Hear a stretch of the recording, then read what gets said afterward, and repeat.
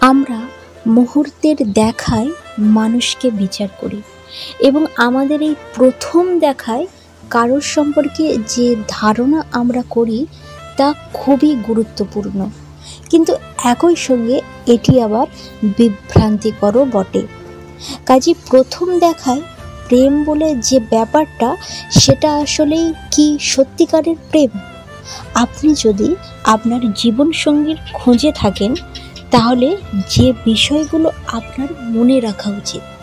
প্রথম দেখার মুহূর্তে কোনো কিছু সম্পর্কে আমাদের মনে যে ধারণা তৈরি হয়, সেটির বিজ্ঞান বেশ জটিল। আমাদের মন যখন কোনো কিছু সম্পর্কে একটা সিদ্ধান্ত নেয়, সেখানে এমন অনেক বিষয় আছে যা আমাদের নিয়ন্ত্রণের বাইরে। এমন এক স্নায়বিক প্রক্রিয়া এক্ষেত্রে জড়িত, যা আমরা একেবারেই বুঝি না। অনেক ভুল বা বাঁধা ধারণা এক্ষেত্রে ভূমিকা রাখে। কোনো কিছু সম্পর্কে আমাদের মনে ফার্স্ট ইমপ্রেশন বা প্রথম ছাপ কিভাবে তৈরি হয়, সেটা যদি আমরা বুঝতে পারি, তাহলে হয়তো আমরা আরও ভালোভাবে আমাদের পছন্দের জীবনসঙ্গী খুঁজে পেতে পারি। কেউ আকর্ষণীয় কিনা সেই সিদ্ধান্ত আমরা কিন্তু নেই চোখের পলকে, কিন্তু তার মানে এই নয় যে আমাদের এই বিচারটা নির্ভুল। আমরা যখন মুহূর্তের বিচারে কিছু লোককে বাতিল করে দিচ্ছি, তাদের মধ্যে হয়তো আমাদের উপযুক্ত কোনো জীবনসঙ্গী থাকতেও পারে। কাউকে যখন আমরা পছন্দ করি, সেখানে আমাদের পরিবেশ, ব্যক্তিত্ব এবং আবেগ অনেক কিছুই কিন্তু একসঙ্গে কাজ করে। কাজেই কারো ব্যাপারে আমাদের মধ্যে যখন প্রথম কোনো রোমান্টিক ফার্স্ট ইমপ্রেশন বা প্রেম বোধ জাগ্রত হয়, তখন আসলে কি ঘটে? আর আজকের ডিজিটাল যুগে নানা রকমের যে ডেটিং অ্যাপ বেরিয়েছে, সেটা কিভাবে মানুষের সঙ্গী বাছাইয়ের ব্যাপারটাকে প্রভাবিত করে। প্রথম ছাপ বা প্রথম ধাপ, কারোর মুখ দেখে তার সম্পর্কে একটা ধারণা তৈরি করতে আমাদের সময় লাগে 1 সেকেন্ডের 10 ভাগের 1 ভাগ। কারোর সম্পর্কে আমাদের মনে এই প্রথম ছাপ কেবল মানুষটির কতটা আকর্ষণীয় সে সম্পর্কে নয়, তার চরিত্রেরও নানা বৈশিষ্ট্যের সম্পর্কেও কিছু অনুমানের মধ্যে থাকে। যেমন ধরা যাক, কেবলমাত্র কোনো রাজনীতিকের চেহারা দেখেই যখন মানুষ তার যোগ্যতা সম্পর্কে ধারণা তৈরি করে, তার মধ্যে নির্বাচনে এই রাজনীতিকের সফল হওয়ার সম্ভাবনা কতটা সেটাও থাকে, যদিও সেই রাজনীতিক আসলে কে কি তার কোনো কিছু মানুষ জানে না। 1 সেকেন্ডের ভগ্নাংশের মধ্যেই কারোর সম্পর্কে এরকম একটা ধারণা তৈরি করে ফেলা আমরা বেশিরভাগ মানুষই কিন্তু তা করছি। 1 সেকেন্ডের ভগ্নাংশের মধ্যেই কারোর সম্পর্কে এরকম একটা ধারণা তৈরি করে ফেলা আমরা বেশিরভাগ মানুষ কিন্তু সেটাই করছি। কিন্তু তার মানে এই নয় যে লোকটির সম্পর্কে আমাদের এই ধারণা সঠিক। প্রিন্সটন বিশ্ববিদ্যালয়ের অধ্যাপক আলেকজান্ডার টোভরোভ একটি বই লিখেছেন, যার শিরোনাম face value, the irresistible influence of first impression. তার মধ্যে প্রথম মুহূর্তে তৈরি হওয়া ধারণা ভুল হতে পারে। একজন মানুষ সম্পর্কে অল্প দেখাতেই ধারণা তৈরি করার এই চেষ্টা আসলে হাস্যকর। কেবলমাত্র অপরিচিতদের সম্পর্কেই আমরা ফার্স্ট ইমপ্রেশন তৈরি করি। কাজেই এই ধারণা আসলে একেবারে ভাষা। কিন্তু আমাদের ধারণা ভুল বা সঠিক যাই হোক, আমরা খুব দ্রুতই এই সিদ্ধান্ত নিই এবং তা আমাদের মনে গেঁথে থাকে। ধরা যাক, 1 সেকেন্ডের 10 ভাগের 1 ভাগ নয়, আরও অনেক লম্বা সময় ধরে আমরা কাউকে দেখলাম, কিন্তু তারপরও লোকটি কতটা আকর্ষণীয় সে সম্পর্কে প্রথম মুহূর্তে যে ধারণা আমাদের মনে তৈরি হয়েছিল, তা বদলানোর সম্ভাবনা কিন্তু কম। এই যে কারোর সম্পর্কে এক মুহূর্তের এই ছবি, তাতে লোকটির নানান বৈশিষ্ট্য সম্পর্কে অনেক ধরনের অনুমান থাকে। কারণ মুখ দেখে মানুষ মুহূর্তে 3টি বিষয়ে সিদ্ধান্ত নেয়। 1, মানুষটি কতটা আকর্ষণীয়। 2, কতটা বিশ্বাসযোগ্য। 3, কতটা কর্তৃত্বপরায়ণ। মানুষের বিবর্তনের ইতিহাস যদি আমরা দেখি, এতে অবাক হওয়ার কিছু নেই। মিলনের সঙ্গী খোঁজার সময় কেউ আকর্ষণীয় কিনা সেই বিচার মানুষের পূর্বসূরীরাও করত। বিশ্বাসযোগ্যতার বিচারে দরকার হয় তার সঙ্গে সামাজিক মেলামেশা সম্ভব কিনা তা জানতে, আর কর্তৃত্বপরায়ণ কিনা সেই বিচার দরকার হয় সংঘাতে এড়াতে। অধ্যাপক টোডরও বলেছেন, কর্তৃত্বপরায়ণের মতো চারিত্রিক বৈশিষ্ট্য মূলত পুরুষশালী ভাবের সঙ্গে সম্পর্কিত। ফার্স্ট ইমপ্রেশন তৈরির বেলায় পুরুষ আর নারীকে সমানভাবে বিচার করা হয় না। কোনো নারীর মধ্যে যখন পুরুষশালী ভাব দেখা যায়, তখন সেটিকে নেতিবাচকভাবে দেখা হয়। অন্যদিকে পুরুষদের বেলায় পুরুষশালী ভাবকে দেখা হবে ইতিবাচক দৃষ্টিতে। এটা যে শুরু পুরুষরা করবে তা নয়, নারীরাও একজন পুরুষশালী ভঙ্গির নারীর ব্যাপারে নেতিবাচক ধারণা তৈরি করবে। কারণ চেহারা দেখে যে ধারণা তৈরি হয় সেটি একেবারে অগভীর বা ভাষা একেবারে সাধারণ।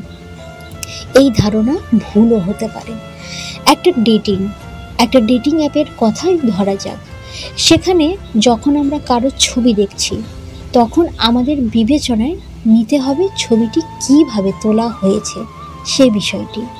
যখন কারোর চেহারা নিয়ে গবেষণা করা হয়, তখন কিন্তু একজনের মুখের বহু ধরনের ছবি ব্যবহার করা হয়।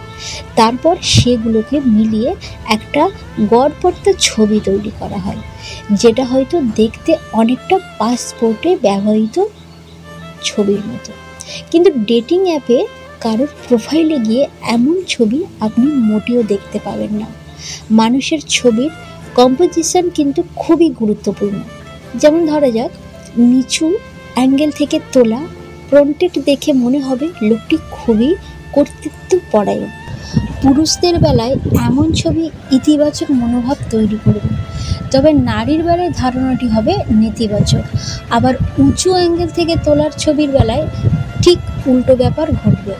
যাই হোক, ডেটিং অ্যাপে নিজের প্রোফাইলে আমরা যে ছবি দিই সেগুলো খুব সতর্কভাবে বাছাই করা, যাতে আমাদের খুব ভালো দেখা যায়। শুধু আকর্ষণীয়ভাবে উপস্থাপনার জন্য নয়, এই ছবির মাধ্যমে আমরা নিজেদের ব্যক্তিত্ব, সামাজিক অবস্থান এবং অন্যান্য বৈশিষ্ট্যও তুলে ধরার চেষ্টা করি। যেমন অনেকে তাদের সমাজসেবামূলক কাজের ছবি ব্যবহার করেন। তবে আপনি যতই সযত্নেই আপনার প্রোফাইলের ছবির গ্যালারি সাজান, এই সব কিছু ভেস্তে যেতে পারে। শুধুমাত্র আপনার প্রোফাইলের আগে পরে কাদেরটা দেখা যাচ্ছে তার উপর নির্ভর করে। এটাকে বলে সিকোয়েন্স এফেক্ট। ডেটিং অ্যাপসে এই বিষয়টাকে বর্ণনা করা হয় লাভ অ্যাট সেকেন্ড সাইট বা দ্বিতীয় দেখায় প্রেম বলে। ডেটিং অ্যাপে যখন সম্ভাব্য জীবনসঙ্গী হিসাবে আকর্ষণীয় প্রোফাইলগুলোর রেটিং করতে বলা হয়, তখন দেখা যায় আগের প্রোফাইলটিকে যদি আপনি আকর্ষণীয় বলে রেটিং দিয়ে থাকেন, এমন সম্ভাবনা প্রবল যে পরেরটি প্রোফাইলটিতেও আপনি তাই করবেন। কাজে কোনো আকর্ষণীয় প্রোফাইলের পরেরটি যদি আকর্ষণীয় নাও হয়, সেটি আপনার কাছ থেকে ভালো রেটিং পেয়ে যেতে পারে। একইভাবে কেউ আকর্ষণীয় হওয়ার পরও আগের প্রোফাইল আকর্ষণীয় হওয়ার ভালো রেটিং নাও পেতে পারে। ফার্স্ট ইমপ্রেশন ব্যাপারটা ঘটে খুবই তাড়াতাড়ি, কিন্তু একটি খুবই অগভীর। আর যদি আরও ভালো তথ্য পেলে এটি পরিবর্তিত হয়। যেমন আপনার সঙ্গী যখন কথা বলা শুরু করেন, দুজন মানুষ পরস্পরকে পছন্দ করবে কিনা তা জানার একটাই উপায়, তা হলো তাদেরকে কথা বলতে হবে। কথা না বলে পরস্পরের সম্পর্কে ভালো ধারণা পায় না। এটা বলেছেন অধ্যাপক ডোডোরো। প্রথম কথোপকথন। অনলাইনে আমরা আমাদের সম্ভাব্য প্রেমিক বা প্রেমিকার সঙ্গে যে ভাষায় কথা বলি তা নিয়ে এক গবেষণা চালানো হয়। প্রথম ডেটের পর দ্বিতীয়বার দুজনের মধ্যে আবার দেখা হবে কি না তা জানার জন্যে দুজনের কথাবার্তার নানা কৌশল বিভিন্ন ক্যাটাগরিতে ভাগ করেন গবেষকরা। প্রথম যেভাবে তাদের আলাপ শুরু হয় তা থেকে প্রথম তাদের যেদিন সামনাসামনি দেখা হয় সে পর্যন্ত। প্রথম তারা যে কথা বলে আলাপ শুরু করে তার ভিত্তিতে আমরা কোনো পার্থক্য খুঁজে পাইনি। বেশিরভাগ লোক তাদের আলাপ শুরু করে হাই বলে নির্দেশ ভঙ্গিতে। তারা শুরুতেই যাই বলুক তাতে তাদের সম্পর্কের চূড়ান্ত পরিণতি আলাদা কিছু হয়নি, বলছেন ওয়েস্ট ভার্জিনিয়া ইউনিভার্সিটির লিজেল সারাবি কথা বলেছেন। মানুষের সাড়া দেওয়ার হার বেশ কম, কাজে যখন আপনার মেসেজের কোনো উত্তর আসে না তখন আপনি আর কোনো ব্যক্তিগত মেসেজ পাঠাতে চাইবেন না। ডেটিংয়ে সচরাচর যেটা দেখা যায়, পুরুষরাই মেয়েদের প্রস্তাব দেয় এবং অনলাইন ডেটিংয়ের ক্ষেত্রে আমরা এই একই ব্যাপারটাই দেখছি। কিন্তু মজার ব্যাপার হচ্ছে কথাবার্তার ক্ষেত্রে যে কৌশল নারী পুরুষ নেই সেখানে আমরা খুব বেশি পার্থক্য দেখিনি। এখানে নারী আর পুরুষের মধ্যে অমিলের চেয়ে মিলেই বেশি। সব মিলিয়ে গবেষকরা 18 ধরনের ডেটিং কৌশল দেখতে পেয়েছেন, যারা আলাপের প্রথম লাইনের পরেই কার কেমন সঙ্গী পছন্দ সেই আলোচনাই দেখিয়েছেন। দেখা গেছে তাদের ক্ষেত্রে দ্বিতীয়বার দেখা সাক্ষাৎ হয়েছে বেশি। নিজের সম্পদ বা সামাজিক মর্যাদা নিয়ে আলাপের চাইতে এটি অনেক বেশি কার্যকরী। সবচেয়ে কম কার্যকরী কথোপকথন ছিল অন্য মানুষের সঙ্গে ডেট করার অভিজ্ঞতা। অনেক সময় অনলাইন ডেটিংয়ের মাধ্যমে আপনি একজন সম্পর্কে নিজের মাথায় একটা ধারণা তৈরি করেন, যা পরে আপনার প্রত্যাশা পূরণ নাও হতে পারে। যখন আমাদের কাছে যথেষ্ট তথ্য থাকে না তখন আমরা লোকজন সম্পর্কে একটা কাল্পনিক ধারণা দাঁড় করাই, বলছেন এটা লিজেল সারাবি। প্রথম সাক্ষাৎ। সঙ্গী হিসাবে একজন মানুষ কতটা আকর্ষণীয় সেটা আমরা মূল্যায়ন করলাম। তারপর দুজনের মধ্যে যথেষ্ট কথাবার্তা হলো। এরপর দুজনের মধ্যে প্রথম সামনাসামনি দেখা সাক্ষাতের সিদ্ধান্ত হলো। তারপর কি হয়? এরপর কিন্তু আমাদেরকে আরও জটিল কিছু বিষয় সম্পর্কে সিদ্ধান্তে আসতে হবে। অনলাইন ডেটিংয়ের একটা অন্যান্য বৈশিষ্ট্য হচ্ছে একে অন্যের প্রত্যাশা পূরণ করতে পারবে কি পারবে না সেটা বোঝার জন্যে তারা যথেষ্ট দীর্ঘ সময় পায়। ডেটিং অ্যাপে আমরা কারোর সঙ্গে ডেট করতে চাইব তা মূলত নির্ভর করে দুটি বিষয়ের উপর। প্রথমত, আমরা ডেটিং অ্যাপে যাদের সঙ্গে যোগাযোগ করতে পারি তাদের কাকে আমরা সঙ্গী হিসাবে কামনা করছি। দ্বিতীয়ত, নিজের সম্পর্কে আমাদের নিজের ধারণাটা কী। আমরা সাধারণত তাদের সঙ্গেই ডেট করতে চাই যাদেরকে আমরা শারীরিক সৌন্দর্য, জনপ্রিয়তা এবং আত্মমূল্যের বিচারে নিজের সমকক্ষ মনে করি। নারী এবং পুরুষ উভয়ই এই কৌশল নেয়। যারা নিজেদের সম্পর্কে উচ্চ ধারণা পোষণ করেন তারা হয়তো তাদের মতো কাউকে সঙ্গী হিসেবে বেছে নিতে চাইবে, কারণ তারা মনে করেন এক্ষেত্রে তাদের সাফল্যের সম্ভাবনা বেশি। ডেটিংয়ের জন্য মানুষ কেমন সঙ্গী খুঁজছে, যখন সেটা বর্ণনা করতে বলা হয় তখন দেখা যায় লোকজন আসলে বেশিরভাগ সময় তা ভুলভাবে বর্ণনা করে। যেমন পুরুষরা বলে তারা বুদ্ধিমতী নারীর প্রতি আকর্ষণ বোধ করে, কিন্তু বাস্তবে যখন তারা কোনো বুদ্ধিদীপ্ত নারীর মুখোমুখি হয় তারা কিন্তু অতটা আকর্ষণ বোধ করে না। হয়তো নিজেদের বুদ্ধিমত্তা নিয়ে পুরুষদের নিরাপত্তাহীনতার একটা কারণ। ডেটিংয়ের ক্ষেত্রে মানুষের আচরণ বোঝার একটা ভালো উপায় স্পিড ডেটিং, কারণ বাস্তব জীবনে আমরা যেভাবে সম্ভাব্য জীবনসঙ্গীর দেখা পাই, স্পিড ডেটিংয়ের পরিবেশ অনেকটা সেই রকম।